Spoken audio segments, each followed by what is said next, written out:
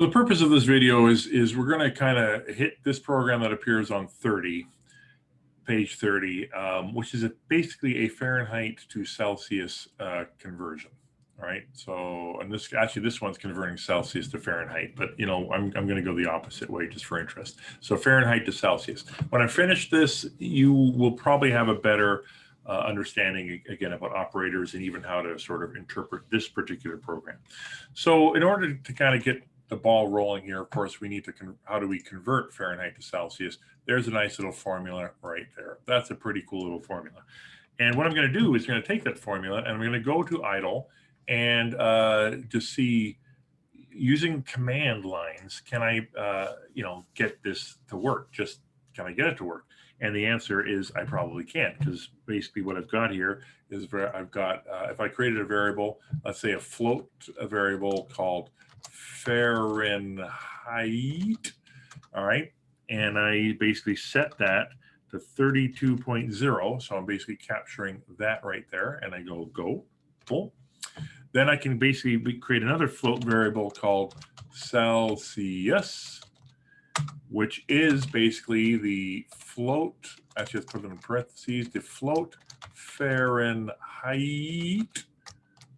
subtract 32 multiplied by 5/9. So you'll see that this guy's following that formula right like that. I go. So far, so good. I'm now going to say what actually is the float Celsius. Oh, remember, case is going to be important. Celsius. And I get 0.0, which is pretty cool. Also, still sitting in my memory, though, I still have this thing. I still have that variable called float. And I would just basically say, what is that? It's going to basically say 32. Now, I can actually start to think about, well, what would a print line look like? So I can basically say print. And what I can say is this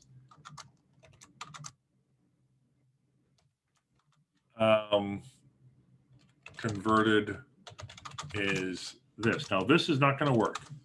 And by now, I'm sure you're tired of me talking about this, but boy, is this ever going to be a problem for you. It's not going to work because, of course, that's a string. These are numbers. And the operator here, which in this context is concatenate, it's either going to be concatenate. Actually, let's see what it's thinking here.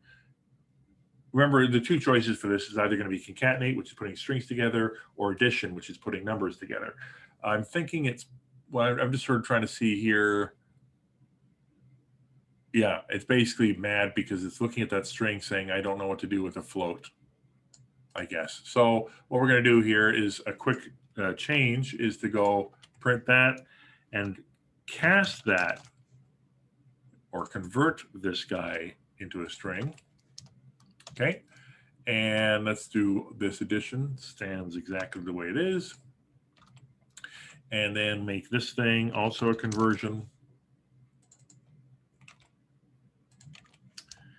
And close and close. Notice that idle is helpfully trying to keep track of my open parentheses and close parentheses. And so I got that. That's great. Now that's one way to do the print statement. Another way is to do close to what we saw in the previous assignment, where I could go print and actually put these variables in there almost like, okay, let me try this, by the way. Let me just do this. So I put a print and I put two arguments in. I haven't actually done that with you guys yet. What this will do is it'll print the two arguments with a space between them. Now that's pretty cool. But let's say I want that text in there. Well, another option then is I could put that text in there as well. I could go print these two variables. So print that variable, print this as the second argument, and then print this as the third argument. For goodness sakes, if you're unsure what's going on, definitely pause the video and relook at this code. I do this, and that's not too bad either, right? But we want to be a little cooler than that. Let's imagine we could put this all into one string. If I go print, and this is getting close to that program that we ended the last chapter with. If I go print and I do this and I go close, you're going to think, Grant, what's the difference? And I can't blame you. But what I'm saying is imagine this was all one string. So let's just do, where's my that? So there's this guy and this and this, and then close. Cool, but that's obviously now just printing a literal. I would like this not to be the string, but to be the actual value that's in the variable. So what happens as we work very slowly towards this is in that last assignment, we saw that there was these curly braces.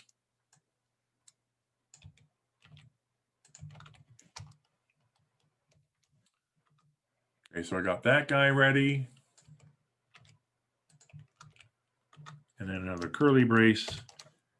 And I got this guy ready. Close the quote, close the parentheses, go. Now what this does is exactly the same thing. And that's because I didn't communicate to the print program that this string had anything special in it. So because of that, it said, okay, well, I'll just print exactly what the guy just put in there. So what you needed to see is that there is an F parameter in here. If I go print F, and now I'm starting to wonder, yeah, I think that's it. Print F, and that's outside of the quotes. Notice that the print statement is still interpreting that it's something special here because it's green. We go, and now I'm not just getting the literals anymore, I'm actually getting their values. And the last thing to do now is say, well, what do you want the format to be? And I believe the colon is the thing, oh, sorry. The colon is the thing that separates the variable name from the format. I want like there to be decimals to the second spot, and it's a float. Okay, so that's what we saw. So now I'm going to do this. I'm going to bring this guy back actually right up to there. Copy and paste. And colon dot to F and close. And I'm missing something. I'm sensing I'm missing the close quote. Grant, that's what you're missing. All right. It was the color. The fact it was still green made me think I was missing something. Okay, so I go. And now notice the difference. So using this command line here, I've sort of been able to kind of get like, well, what's my program going to be? So what I'm probably going to do with my program is I'm going to write something that basically gets the input. I'm going to write that to be my process. And I'm going to write that to be my output. So starting to create my program now, starting to feel pretty strong about this. So I'm going to grab, this is going to be my input. Well, actually, first of all, let me really drill this idea home. So we got input, processing, output. All right. And remember the rules now. We don't want to necessarily have any magic numbers showing up, or there are going to be magic numbers showing up. But the idea, we want variable creation declaration in the input section. We want the processing to be where all the work happens, and then output should be a relatively straightforward print. So this is my input. So I go copy and I throw it in. That's my input. This is going to be my processing. Most of the rest of the stuff was just me trying to figure out how to print it. This is going to be my print statement.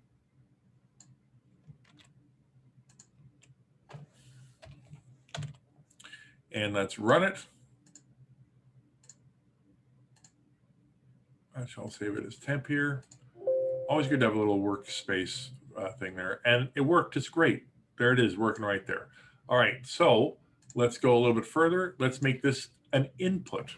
So rather than 32, let's imagine that we want to basically run this by asking what temperature do you want and then have it converted. Actually, before we even do that, by the way, let's clean this up here. So I'm going to basically say this F is converted to that C. All right, remember, don't make too many changes at once, right? Make a couple of modest changes first. I think I got one too many spaces going on there too. All right, so let's run that. Run, and run. All right, that's looking a little bit better, I guess. I'm okay with that. All right, so now I'm going to tighten this up, I'm going to make this an input statement. So input, again, case is important. Input's a function. It's going to take a prompt. What temp in Fahrenheit would you like converted to C, Celsius? Okay, whatever. Do that with that thing. Now remember, this thing is going to return a string. So what we want is we want to convert this to a float. And this is starting to get a little on the longer side too for a line. Yeah, I'm running with it though. I'm running with it. All right, so that is going to be a float. Close my parentheses. Let's just expand this a little bit. We don't need to see that anymore. So, so what should happen now is when I run it, it's going to go run, and it's going to get what temp? I'm going to go 32. I'm going to go okay. Now this is where idle is starting to mess me up. So you know what? This is when I get mad at idle because that should have worked without a problem. So feel free if it ever starts to get you mad, just close it down and run it again, and you'll get yourself a brand new idle. So this is going to be 32. I'm going to go, and 32 is converted to 0. Great. Let's run it again. What temp do you want? Today it is 19 degrees here in sunny Burnsville, or in this case, dusky Burnsville, and that is apparently -7. This is all significant to me, by the way, because I'm a Canadian, and you know, yeah, this whole, although I'm now bilingual. I can speak Celsius and Fahrenheit. I've been here for quite a while. All right, so that's pretty cool. Let's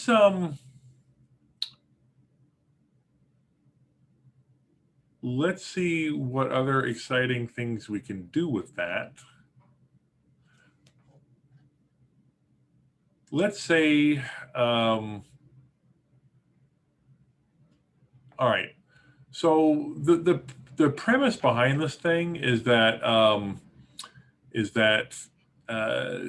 somebody they basically put in the boiling point of water, and they wanted to know what that was actually in Fahrenheit. That's awesome.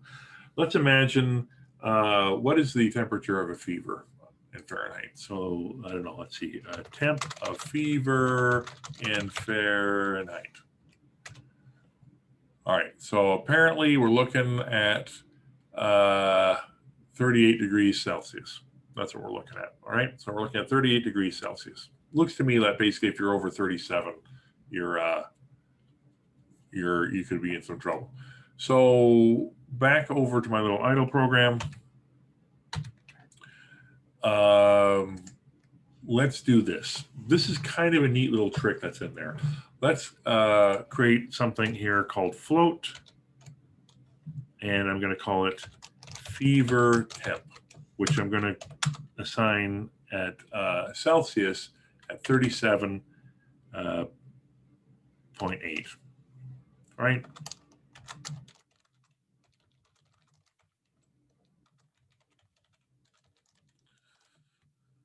Cool.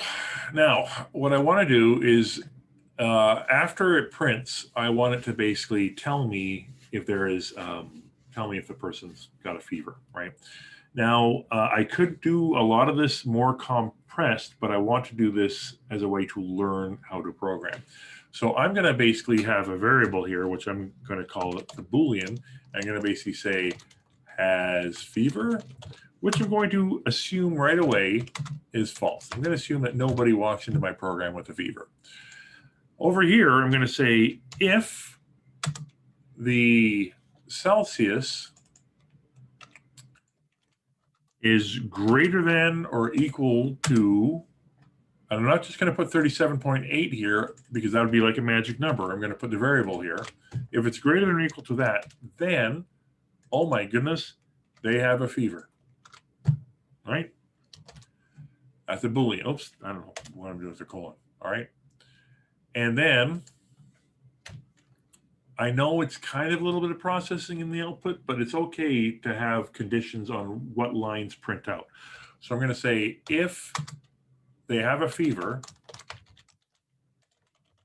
Now I don't have to say it is assigned true anymore because I'm smart enough to know that by default, if that thing resolves to true, it'll happen. Then print you have a fever. Cool. Cool. All right. Now, of course, like a bonehead, I don't know what that temperature would be actually in Fahrenheit. So it looks like, now what did I say? I said 37.8. So I think if I said 101, it should work. Okay, so let's run it, save it. Okay, I am only sitting at 90. So no problem. All right, now let's run it again. I'm going to say I got 100. 100 is 37.78, so close. All right, so let's run it again. I'm gonna go 101. And it didn't work. That's awesome. All right, so that didn't work. So the question is, why did that not work? So the fever temp is 37.8. Celsius was 38. Oh, guys, what kind of instructor is this? Okay, so interesting. I don't even know how. I don't know how the interpreter even figured that out. So here's the thing.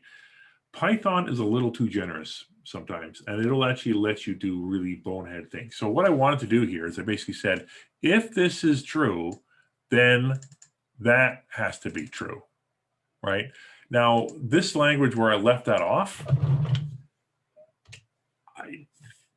I don't know exactly how that would have interpreted. In other languages, I would have got a compile error. And I haven't talked too much about a compile error yet, but I probably should. If this thing, like for example, if I did, I don't know. I don't actually know if this will actually compile. Let's run it and see what happens. Yeah, see, it still is pretty forgiving. Let's make it big so it actually goes into there. All right. See, this error is happening at runtime. Okay. Now, if I did this, this doesn't make any sense. If I go run, I'm getting a compile error, right? It's basically saying invalid syntax. So it can't even run the program because it doesn't even know what to do with that statement. So anyway, maybe that's another video for another time, but there you go. You learn more from failures than success, by the way, and I'm a big believer. I'll keep that in. So I'm going to go run. So actually, before I go run, let's review where we are. Grab the temperature. Set sort of a constant, and I haven't talked about constants, but basically set this variable to be 37. Assume that they don't have a fever. Work out what is the Celsius. If the Celsius is greater than the fever temp, they do have a fever. Then down here, print this no matter what. But if they have a fever, print you have a fever. All right, so let's run it. Run. And let's again assume 100. So 100 is not going to do anything. Let's close this out and run it again just so I can get it all happening at the top. Okay, 101 should trigger the fever, and you have a fever right there. Awesome. Okay. Cool. So we've actually we've learned some concepts with this, and I think this is probably a good place. No, not a good place to stop. That's right. What I wanted to do with this is talk a little bit about what the heck is going on with this import, and what is this actually doing. So what we want to do is, if there is a fever, we would like it to beep. Now, I don't know enough about how to program this computer to make it beep. But thankfully, a bunch of people have figured a lot of this stuff out, and they actually have sort of Python programs out there that will actually make it beep. And so what you're seeing on this line right up here is there's a bunch of programs, a package, if you will, and that package is called wind sound. So import wind sound. So when you install Python, you get a bunch of these programs that are sort of sitting basically on your hard drive. When you open up the Python interpreter, it can do a lot of stuff without you having to do any special effort. It knows, for example, how to do some subtraction, some multiplication. It knows how to do some comparisons. It knows what Booleans are. It actually knows how to do this thing, this fancy formatting thing, which isn't so much a programming thing as a Python thing, but it knows how to do this stuff. There's some stuff, though, it doesn't know how to do, it isn't automatically loaded into the Python's brain, right? When it's running on your systems. So sometimes what you need to do is say, hey, you know what? We're going to be doing some sophisticated sounds in the Windows operating system. Can you bring in this package? And as you use Python more and more, and as you Google search more and more, you start to find more and more and more of these packages. Some of them come in with the install. Some of them you have to do some special extra steps in your Python setup on your laptop to get to work. All right. But anyway, so import wind sound. Now, a sound basically has a duration. So how long do you want it to run, and a frequency. And so what they've done here in this line is they basically created two variables for us, which has got a frequency and a duration. I will put those, they're not so much in the input. In fact, you know what? I'm at this moment in time, I'll keep it in the input for now.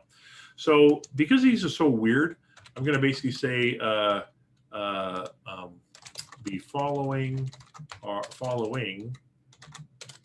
are used for sound. And the variable will be int frequency, which I'm going to basically set to 2000 because I'm going to assume that Sam and Steve know what they're doing. Notice that they're, I don't know, you know what, they've got some stuff up there or whatever. And the int duration is going to be assigned to 1000, which is apparently milliseconds. You would work all this kind of stuff out again with Google, or even just looking up Python wind sound. Let's actually do that right now, by the way. Python wind sound, right? So in the documentation, they have stuff to sort of explain how to basically use this thing. All right, so that's awesome. So let's now go back to the interpreter. A lot of fun, by the way, in coding comes from basically trying to look at someone else's code and figure out what it's actually doing. And I got to admit, I didn't know what this was before I saw this in the book. So the next time we kind of see our heroes, we're actually using it right here. Wind sound beep. So what's that doing? Well, it's going to call the function beep out of the package wind sound. And I think what I'm going to do is I'm going to do it in the processing. So I'm going to go wind sound dot beep. Now that would probably be right in here somewhere, right there. Wind sound beep. It takes in a frequency and it takes in a duration. Now, thankfully, Sam and Steve have already figured that out for us. So what I'm going to do is I'm going to take the frequency, which is the first parameter.